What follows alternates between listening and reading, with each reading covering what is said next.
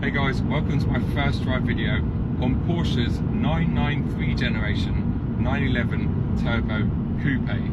I'm down here at the wonderful Goodwood Festival of Speed and I'm a guest of Porsche GPs just like I was last year. Porsche are celebrating 50 years of the Turbo, and this particular one, well, I think it was launched, 993 Turbo was launched in 1995-ish. And this particular example is a 98 car, so it's a very late car. It has a 3.6 litre flat six twin turbo, and this one being a late 98 version, but produces 450 horsepower, which is still a chunky amount of power today, let alone 25, 26 years ago. I haven't experienced what it's like in terms of performance yet, because I've literally turned the cameras on the first minute I've been in it, so I'm looking forward to that. I'm just going to let temperatures etc get up, because although this car has been looked after meticulously by the Porsche Museum lot out in Stuttgart, it's just beautiful in here. It really looks showroom fresh. In fact, it's only done 23,500 kilometers, so what's that, 15,000 miles. I'm sure it has a lot of value.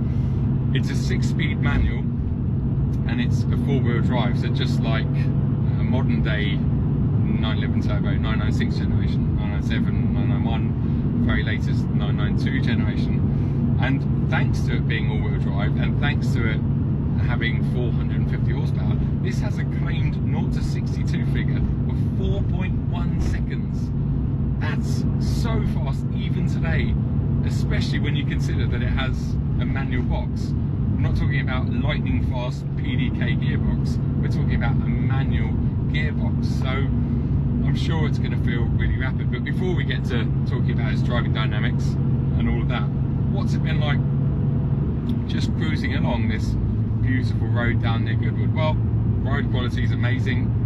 Dare I say it, there's less tyre roar and cabin noise than in a 992 generation. I don't know if that's factually correct, but it definitely feels like there is less noise.